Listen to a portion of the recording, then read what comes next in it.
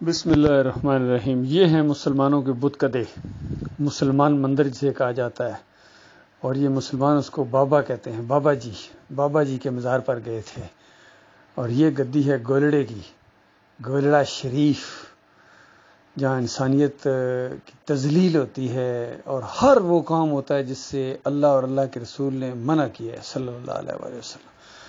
اور صرف یہی نہیں، ہر جگہ یہی ہو رہا ہے۔ یہ کھوٹی کھری کرنے والے برامام شریف صاحب ہیں جی، یہ لاہور والے داتا شریف ہیں جی، یہ محی الدین چشتی شریف ہیں جی، یہ سیون شریف ہیں جی، یہ ملتان شریف ہیں جی، یہ جناب گنج شکر شریف ہیں جی، سونے کے دروازے وہاں لگے ہوئے ہیں۔ اللہ کے بندو، یہی وہ چیزیں ہیں جو تمہاری ذلت اور خواری کا باعث ہیں، اور ہمیشہ کی آگ کے اندر تمہیں رہنا پڑے گا اس جرم کی وجہ سے، کیونکہ یہ سب سے بڑا جرم ہے، ناقابل معافی جرم ہے۔ چور، قاتل، بدکار، فریبکار سب اپنی اپنی سزا کاٹنے کے بعد اگر ان کے عقیدے کے اندر خرابی نہیں ہے تو آخر جنت کی بادشاہی کا تاج پہنیں گے۔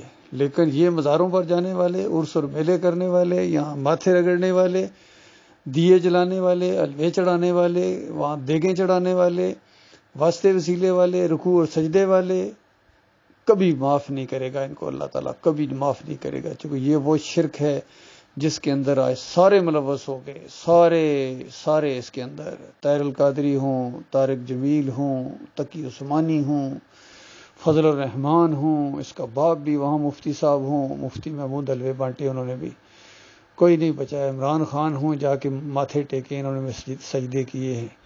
جو آیا ہے، حتیٰ کہ کرکٹ میچ بھی کھیل کے آئے ہیں، جنہوں نے قبر کے اوپر، مزار کے اوپر جا کے ماتھے ٹیکے ہیں۔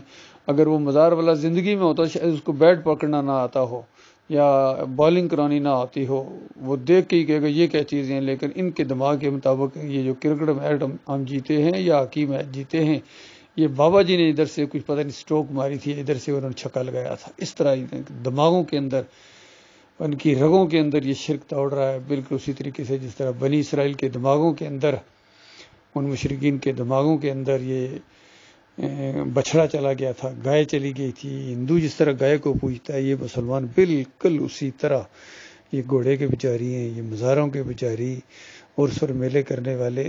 ہر مشرک قوم عرس اور میلے کرتی ہے۔ آپ نے وہ مشہور واقعہ سنا ہوگا، قرآن کے اندر بھی اس کا ذکر ہے، ابراہیم علیہ السلام کی قوم یہ عرس اور میلے کرتی تھی۔ جب بڑے میلے کا دن آیا تو کہنے لگے کہ ابراہیم چلو میلے پر چلتے ہیں۔ تو ابراہیم علیہ السلام کا اس دن پروگرام بنا ہوا تھا ان کی پوری خبر لینے کا، اس سے پہلے کہہ چکے تھے ایک موقع کے اوپر، جب منع کیا انہوں نے کہ دیکھو یہ تمہارے بابا حضرات کچھ بھی نہیں کر سکتے ہیں، تو انہوں نے کہا نہیں یہ بڑی ہستیاں ہیں، یہ ہیں۔ انہوں نے کہا میں خبر لوں گا کسی دن ان کی۔ اور جب میلے کے اوپر مشرک قوم گئی تو کلاڑا لے کے گئے ہیں، وہاں ان کے سارے باباؤں کو چکنا چور کیا، کسی کا بازو توڑا، کسی کے ٹخنے توڑے، کسی کا منہ توڑا۔ اور وہ جو کلاڑا تھا یا ہتھوڑا تھا وہ بڑے کے اوپر، یہ نہیں کہ بڑے سے ڈر گئے تھے، صرف ان کی عقلوں کو جھنجھوڑنے کے لیے، تاکہ ان کو کچھ عقل جو ہے سٹارٹ ہو، جیسا گاڑی کو دھکا لگایا جاتا ہے سٹارٹ کرنے کے لیے، کچھ تو سوچیں۔ یہ سر پھیرے اور آئے ہیں اور کہنے لگے ہائے ہمارے بابا کے ساتھ کس نے کر دیا، بڑا ہی کچھ ظالم تھے جنہوں نے ہمارے باباؤں کو، سارے بابائے گٹھے تھے، یہ کس نے توڑا ہے؟ ہم تو یہاں دیے چلاتے ہیں، ہم یہاں چادریں چڑھاتے ہیں، ہم یہاں ماتھے ٹیکتے ہیں، ہم تو یہاں الٹے پاؤں چلتے ہیں، لیکن کسی نے آ کے ان کی وہ درگت بنائی ہے کہ بڑا ہی کوئی ظالم تھا، یعنی یہ بابا جی مظلوم تھے۔ تو اس کے بعد کسی نے کہا کہ وہ ابراہیم ہے ایک نوجوان، اس کے منہ سے ہم نے دیکھا ان کے خلاف بولتے تھے، باقی کسی اور کی کیسے جرت ہو سکتی ہے؟ تو ان کا اچھا پکڑو، ایف آئی آر کٹ گئی اور جناب پوری طرح گرفتاری عمل میں لائی گئی تاکہ عبرت کا نشان بنا دیا جائے ان کو۔ اور اس کے بعد کہنے لگے کہ ابراہیم تو نے ہمارے معبودوں کے ساتھ یہ کیا ہے؟ تو ابراہیم علیہ السلام نے ان کی عقل کو جھنجھوڑنے کے لیے کہا کہ یہ بڑے سے پوچھو نا، یعنی جس نے تھوڑا رکھا ہوا اپنے کندھے کے اوپر رنگے ہاتھوں گویا پکڑا گیا ہے، اس بڑے نے چھوٹوں کو مارا ہے۔ تو کہنے لگے شرما کے اور ڈیٹھ پن کے ساتھ کہ ابراہیم تو جانتا ہے کہ یہ نہیں کر سکتے، یہ بولتے نہیں ہیں۔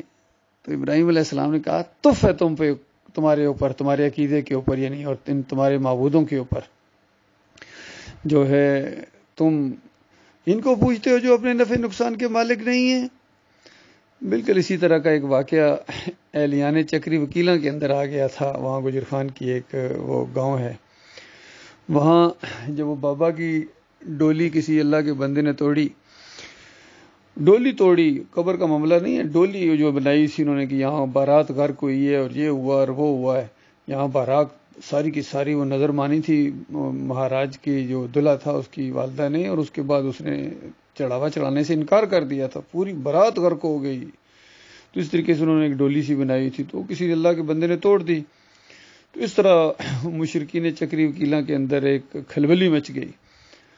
تو انہی کے اندر کا ایک آدمی تھا، ہمارے عزیز بھی تھے، ان کو میں جانتا ہوں.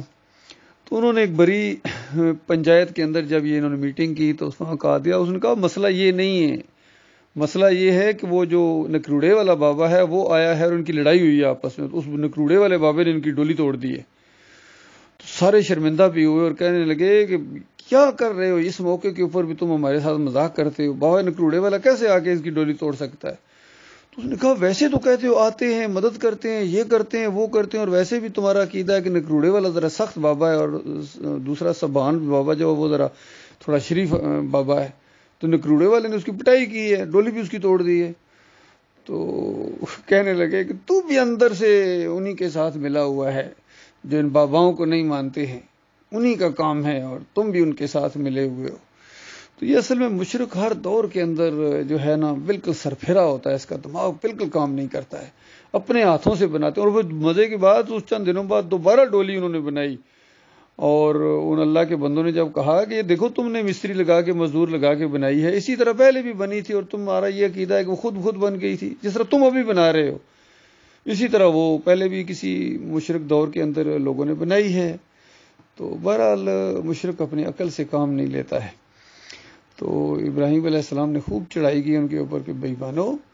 تو پھر اس کے بعد وہ مشرک تھے، وہ کہنے بجائے اس کے کہ تھوڑی بہت ان کو سمجھ آتی، انہوں نے کہا اپنے معبودوں کی حمایت کرو، بدلہ لو، اس کو آگ کے اندر ڈال دو. لیکن اللہ تعالیٰ نے اپنے بندے کو بچا لیا، کیونکہ اللہ تعالیٰ اپنے بندوں کا محافظ ہے. پورا علاقہ ایکا کر لے تب بھی کچھ نہیں کر سکتے ہیں، منہ کی کھائی صاحب سرفروں نے، مشرکوں نے. اور اس طرح اللہ تعالیٰ نے اپنے بندے کو بچا لیا. تو یہ معاملہ ہے اللہ کے بندوں، یہ ساری جو گدیاں ہیں اس کے اندر ایک بڑا ظالم پیر، خیر اب وہ اپنے انجام کو پہنچ گیا ہوگا، پیر نصیر الدین، وہ یہاں گولڑا شریف کا وہ تھا. ان کی آپس میں گدیوں کے بھی جھگڑے ہوتے ہیں، ایک ادھر کھینچتا ہے دوسرا ادھر کھینچتا ہے، جس طرح محمود کراشی کی گدی کے اوپر بھی جھگڑا ہے، اس کے بھائی ادھر کھینچتے ہیں یہ ادھر کھینچتا ہے.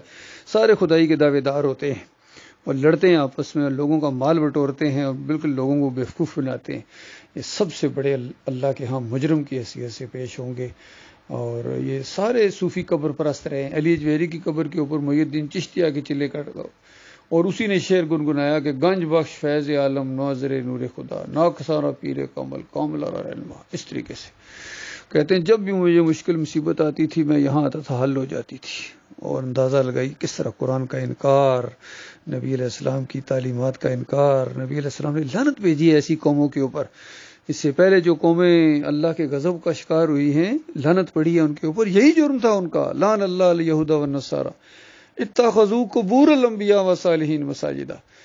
کہ اللہ کی لعنت یہود و نصارہ کے اوپر. کیا وجہ؟ انہوں نے اپنے انبیاء اور صالحین کی قبروں کو سجدہ گاہ بنا لیا تھا، تعظیمی سجدے کرتے تھے. جس طرح یہ تعظیمی سجدے ابن کثیر بھی تعظیمی سجدے ثابت کر رہا ہے، طاہر القادری بھی کر رہا ہے، اعلیٰ حضرت بھی کر رہے ہیں، ڈاکٹر اسرار بھی کر رہے ہیں، محمد حنیف بھی تعظیمی سجدہ ہوا ہے جی کہتے ہیں. اور دعوت القرآن جیسی تفسیر کے اندر لکھ دیا اس ظالم نے کہ سارے کے سارے شرک کے دائی گزرے ہیں اور بالکل ایمان کی ان کو ہوا بھی نہیں لگی ہے، اور ایمان کے ساتھ ایسی انہوں نے دشمنی کیا کہ آج زمین کو انہوں نے بھر دیا شرک و کفر سے. ہر جگہ طاغوت کی بندگی ہو رہی ہے، فرقے ہیں، مسلک ہیں، کوئی خربوں میں اربوں اور ہزاروں نہیں، اب تو اربوں اور خربوں میں کوئی ایک ہو جو ایمان خالص کے اوپر ہو، باقی سارے اس کے اندر ملوث ہو گئے ساری قوم. اور بالکل وہی انداز ہے جس طرح اصحاب کہف نے چند نوجوان تھے، انہوں نے اپنی پوری قوم کے بارے میں کہا. یہ سورہ الکہف پڑھو، اس کے اندر یہ لکھا ہوا ہے.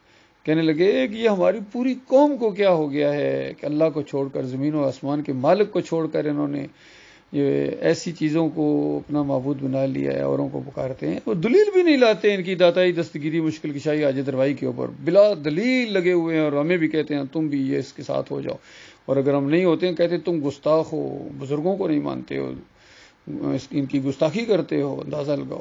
حالانکہ ہم ان کی داتائی، دستگیری، مشکل کشائی اور حاجت روائی کے اوپر چوٹ مارتے ہیں کہ یہ ساری صفات اللہ کی ہیں، اللہ کو پکارو، وہ نفع نقصان کا مالک ہے، دل کے وسوسے جانتا ہے، حکم ہے اس کا، اور اس نے دھمکی بھی دی ہے کہ اگر تم اللہ کو چھوڑ کر کسی اور کو پکارو گے اور اسی پر تمہاری اگر موت آ گئی تو ہمیشہ ہمیشہ کی آگ کے اندر میں رکھا جائے گا۔ لیکن نہ ان کو جنت کی پرواہ ہے، نہ ان کو جہنم کا خوف ہے۔ کسی صوفی کو جب ڈرایا گیا تو اس نے کہا تو آتشِ دوزخ سے ڈراتا ہے انہیں جو آگ کو پی جاتے ہیں پانی کر کے۔ اس طریقے سے انہوں نے آگے سے شوخے جواب دیے، لیکن جب وہاں پہنچے گے نا، یہ تانبا ابلا ہوا ان کے گلوں کے اندر ڈالا جائے گا، ان کے سروں کے اوپر ڈالا جائے گا، ان کی جلد کو کاٹتا ہوا نیچے گرے گا، پھر نئی جلد بنا دی جائے گی۔ بدلناہم جلود غیرہا، مالک فرماتا ہے، ایک کے بعد دوسری کے بعد تیسری کے بعد چوتھی، بدلی کرتے رہیں گے ان کی کھالوں کو تاکہ خوب عذاب کے مزے چکھیں۔ اور بڑے بڑے چاہے صدر صاحب ہوں، چاہے وزیر اعظم صاحب ہوں، چاہے چیف آف آرمی اسٹاف ہوں، جو بھی عقیدے کی خرابی کے اندر جائے گا اللہ کے پاس وہ مارا گیا، اور پھر دوبارہ کبھی واپس نہیں آ سکے گا، ہمیشہ کی لعنت اس کے اوپر پڑے گی۔ اور ان کے پیچھے جو ووٹر اور ان کے ورکر ہیں یہ ان کے اوپر لعنتیں بھیجیں گے، یہ ان کے اوپر بھیجیں گے، لڑائی جھگڑا ان کا شروع ہو جائے گا، لامت نہیں۔ ایسے خوفناک انجام سے اللہ تعالیٰ اپنی پناہ میں رکھے۔